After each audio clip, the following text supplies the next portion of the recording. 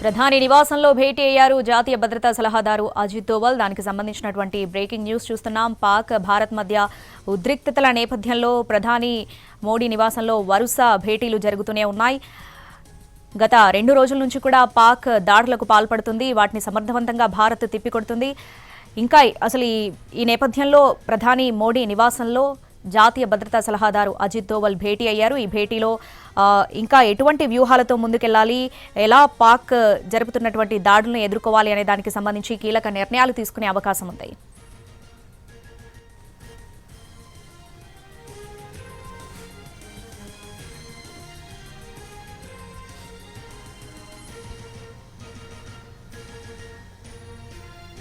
ప్రధాని మోడీ నివాసంలో జాతీయ భద్రతా సలహాదారు అజిత్ దోవల్ భేటీ అయ్యారు. దీనికి సంబంధించి పూర్తి అప్డేట్స్ మా ప్రతినిధి ఢిల్లీ నుంచి లైవ్ లో అందిస్తారు ప్రసాద్.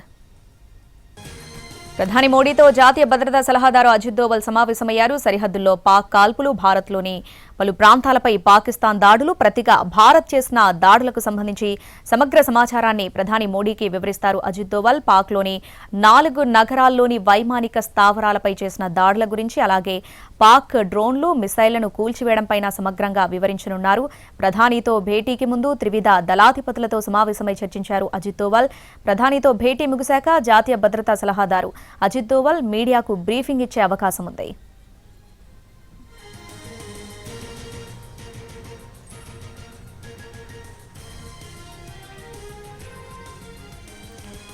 ప్రధాని మోడీతో జాతీయ భద్రతా సలహాదారు అజిత్ దోవల్ సమావేశమయ్యారు. ఈ భేటీకి సంబంధించి పూర్తి అప్డేట్స్ మా ప్రతినిధి ప్రసాద్ ఢిల్లీ నుంచి లైవ్ లో అందిస్తారు. ప్రసాద్, భేటీకి సంబంధించిన డీటెయిల్స్ ఏంటి?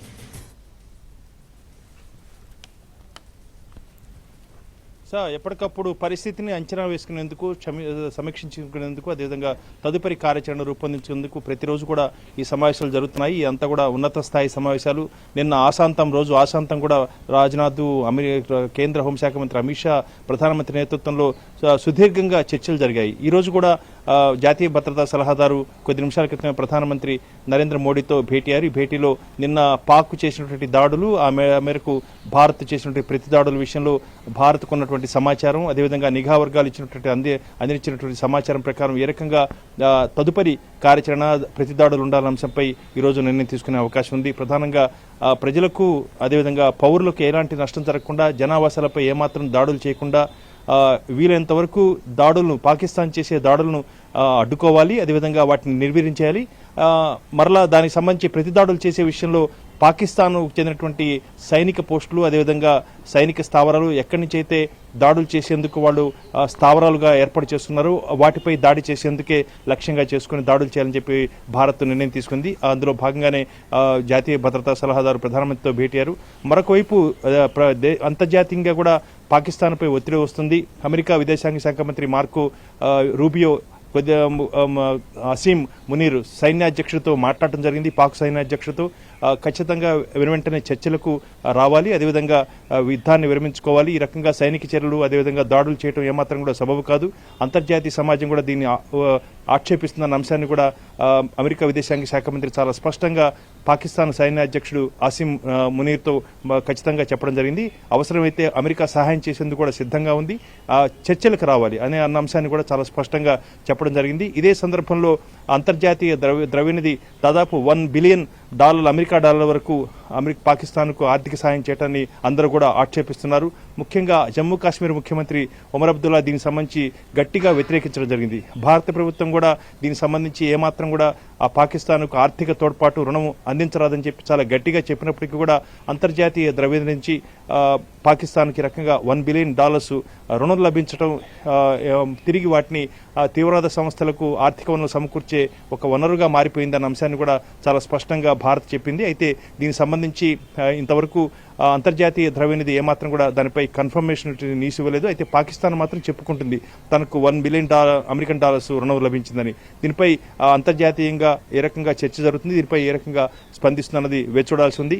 ఇక అంతర్గతంగా, దేశీయంగా కూడా అనేక సందర్భాల్లో అమిత్ షా ఇప్పటికే కేంద్ర మంత్రిత్వ శాఖలను, అదేవిధంగా రాష్ట్రాలకు చెందినటువంటి ప్రభుత్వ యంత్రాంగాలను కూడా సమన్వయం చేసుకుని అందరూ కూడా సమాయత్తం కావాలి, అప్రమత్తంగా ఉండాలన్న అంశాన్ని కూడా కేంద్ర హోంశాఖ మంత్రి చెప్పడం జరిగింది. ఈరోజు కూడా కొన్ని కీలకమైన సమావేశాలు జరిగే అవకాశం ఉంది. పూర్తిగా కేంద్ర మంత్రిత్వ శాఖలు అదేవిధంగా రాష్ట్రానికి చెందినటువంటి అనేక ప్రభుత్వ యంత్రాంగాలు సమన్వయంతో ఈ సమస్యను ఎదుర్కోవాలి, సమిష్టిగా ఉండాలన్న అంశాన్ని కూడా చాలా స్పష్టంగా కేంద్ర ప్రభుత్వం చెబుతుంది. అన్ని రకాలుగా రాష్ట్రాలకు కావాల్సినటువంటి ఏదైనా సహాయం లభించాలంటే కూడా ఖచ్చితంగా కేంద్రం సిద్ధంగా ఉందన్న అంశాన్ని కూడా రాష్ట్రాలకు అందజేయడం జరిగింది. ఈ రకంగా సరిహద్దు రాష్ట్రాల్లో ఉన్నటువంటి అనేక రాష్ట్రాలకు ఇప్పటికే దీనికి సంబంధించినటువంటి అనేకటువంటి లాజిస్టిక్స్ సపోర్ట్ కూడా కేంద్రం ఇచ్చింది. జైపూర్, రాజస్థాన్ కానీ, పంజాబ్ కానీ, అదేవిధంగా జమ్మూ కాశ్మీర్ కానీ, హిమాచల్ ప్రదేశ్ కానీ లాంటి రాష్ట్రాలకు పూర్తి స్థాయిలో, పంజాబ్ లాంటి రాష్ట్రాలకు కూడా పెద్ద ఎత్తున వనరులను సమకూర్చడం జరిగింది. ఆ మేరకు అన్ని రకాలుగా ప్రజలకు నష్టం లేని రీతిలో అనేకటువంటి ఏర్పాటు చేయాలని చెప్పి కూడా కేంద్ర ప్రభుత్వం సూచించింది. ఆ మేరకు ఈరోజు కూడా వరుసగా కొన్ని కీలకమైనటువంటి సమావేశాలు జరిగే అవకాశం ఉంది. కేంద్ర రక్షణ శాఖ మంత్రి రాజ్నాథ్ సింగ్ కూడా త్రివిధ దళాధిపతులతో కూడా సమావేశమయ్యే అవకాశం ఉంది. చీఫ్ ఆఫ్ డిఫెన్స్తో కూడా సమావేశమయ్యే అవకాశం ఉంది. నిన్న పాకిస్తాన్ చేసినటువంటి దాడులకు ప్రతి దాడులు ఏ రకంగా చేసాము, ఎంత వ్యూహాత్మకంగా పనిచేసి పాకిస్తాన్ సైనిక స్థావరాలు వాటిపై దాడి చేసి ఆ మేరకు వాటిని నిర్వహించడం జరిగింది. ముఖ్యంగా డ్రోన్స్ ఎక్కడి నుంచి అయితే ప్రయోగిస్తున్నారో ఆ డ్రోన్స్ను ఉపయోగిస్తున్నటువంటి శిబిరాన్ని భారత్ ప్రతి దాడుల్లో ధ్వంసం చేసింది. ఇది ఖచ్చితంగా భారతదేశానికి ఒక విజయం లాంటిదే. అదేవిధంగా పాకిస్తాన్ కూడా ఏమాత్రం కూడా మిన్నకుండకుండా డ్రోన్స్తో శరపరంపరగా పాకిస్తాన్ ఈ దాడులు చేసేందుకు ప్రయత్నం చేస్తుంది. అయితే దీన్ని తిప్పికొట్టే ప్రయత్నంలో భారత్ సఫలీకృతమైంది. ఇక భారత్ ప్రతి దాడుల్లో ఏమాత్రం కూడా నిలవలేకపోతుంది పాకిస్తాను. ముందు అంటే ఈ రోజు కూడా దీనికి సంబంధించి ఒక వ్యూహాన్ని రచించుకొని ఆ మేరకు పాకిస్తాన్పై ప్రతిదాడులు చేసేందుకు భారత్ సమాయత్తం అవుతుంది.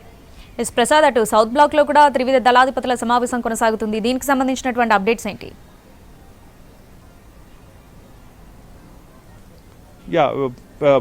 నిరంతరం సమాంతరంగా ఈ సమావేశాలు జరుగుతున్నాయి. ఇటు రాజ్నాథ్ సింగ్తోనూ అదేవిధంగా అటు ప్రధానమంత్రితోనూ అందరూ, తర్వాత తిరిగి ప్రధానమంత్రితో రాజ్నాథ్ సింగ్, కేంద్ర హోంశాఖ మంత్రి అమిత్ షా వీరంతా కూడా మరి తర్వాత సమావేశం కావటం, ఎక్కడికక్కడే సమావేశం కావటం, దానికి చెందినటువంటి సమాచార వివరాలను పంచుకోవటం, స్థూలంగా అందరూ కూడా కలిసి సమిష్టిగా నిర్ణయం తీసుకోవటం, ఆ మేరకు ఖచ్చితమైనటువంటి ఆదేశాలు త్రివిధ దళాధిపతులకు అందజేయటం, ఈ రకంగా నిరంతర ప్రక్రియగా ఈ రకంగా సమావేశాలు జరుగుతున్నాయి.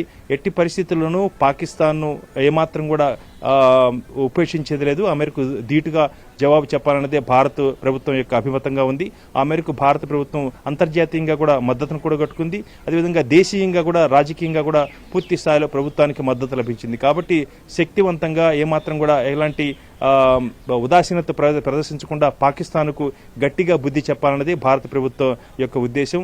బహుశా 1-2 రోజుల్లోనే పాకిస్తాన్ దీనికి సంబంధించి పూర్తిగా నష్టపోయేందుకు అవకాశం ఉంది. ఇప్పటికే అనేకటువంటి పాకిస్తాన్ వైమానిక దళానికి చెందినటువంటి ఏరోస్పేస్లు పూర్తిగా ధ్వంసం చేయడం జరిగింది. దాదాపు 4 ఏరోస్పేస్లు వైమానిక స్థావరాలను ధ్వంసం చేయడం జరిగింది. ఈ పాకిస్తాన్ డ్రోన్స్ ఎక్కడైతే ఉపయోగిస్తున్నారో వాటిని కూడా ధ్వంసం చేయడం జరిగింది. అదేవిధంగా సరిహద్దు ప్రాంతాల్లో ఉంటే సైనిక పోస్టును కూడా సైన్యం, ఆర్మీ, భారత సైన్యం కూడా పూర్తిగా పాకిస్తాన్ సైనిక పోస్టును కూడా ధ్వంసం చేయడం జరిగింది. ఈ రకంగా పాకిస్తాన్ పూర్తిగా నష్టపోతున్నప్పటికీ కూడా దుస్సాహసంతో ఇంకా కూడా దుశ్చర్యలకు పాల్పడుతుంది. దీనికి తగిన రీతిలోనే బుద్ధి చెప్పాలన్నదే భారత ప్రభుత్వం యొక్క ఉద్దేశం. ఆ మేరకు గట్టి వ్యూహాత్మకమైనటువంటి కార్యాచరణ రూపొందించుకొని భారత ప్రభుత్వం ప్రతిదాడులు చేసేందుకు సమాయత్తం అవుతుంది. ప్రసాద్, గత 2 రోజుల నుంచి కూడా పాక్ వరుసగా దాడులు చేస్తూనే ఉంది. ఫైటర్ జెట్లు, డ్రోన్లు, తాజాగా మిసైల్ను కూడా ప్రయోగించింది. రాత్రి వేళల్లో కాకుండా ఉదయం పూట కూడా దాడులకు యత్నం చేస్తుంది. సో ఈ నేపథ్యంలో ఇప్పుడు భారత ఆర్మీ ఎటువంటి స్ట్రాటజీతో ముందుకెళ్లబోతుంది, ఎటువంటి కీలక నిర్ణయాలు తీసుకోబోతుంది?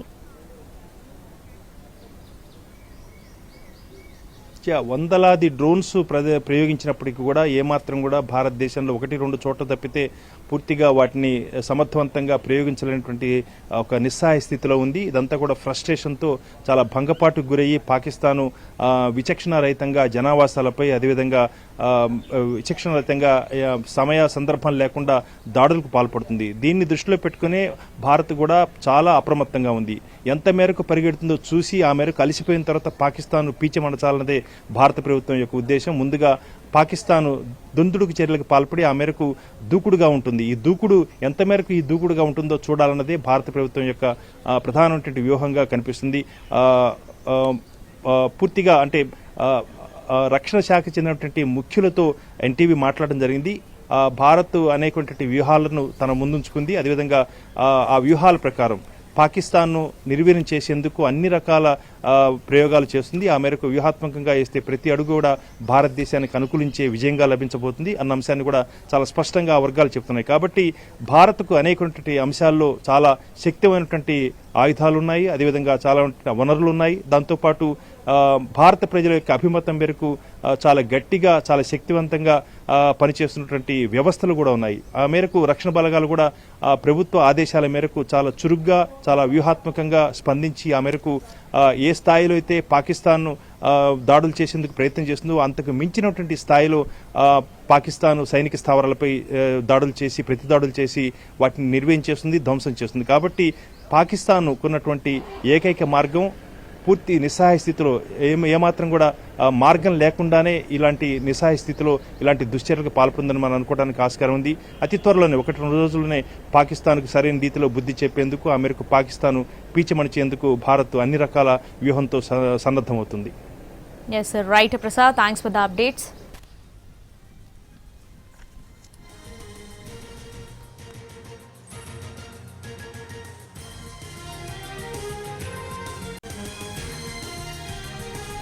ప్రధాని మోడీతో జాతీయ భద్రతా సలహాదారు అజిత్ దోవల్ సమావేశమయ్యారు. సరిహద్దుల్లో పాక్ కాల్పులు, భారత్లోని పలు ప్రాంతాలపై పాకిస్తాన్ దాడులు, ప్రతిగా భారత్ చేసినటువంటి దాడులకు సంబంధించి సమగ్ర సమాచారాన్ని ప్రధాని మోడీకి వివరిస్తారు అజిత్ దోవల్. పాక్లోని 4 నగరాల్లోని వైమానిక స్థావరాలపై చేసిన దాడుల గురించి, అలాగే పాక్ డ్రోన్లు, మిసైళ్లను కూల్చివేయడంపై సమగ్రంగా వివరించనున్నారు.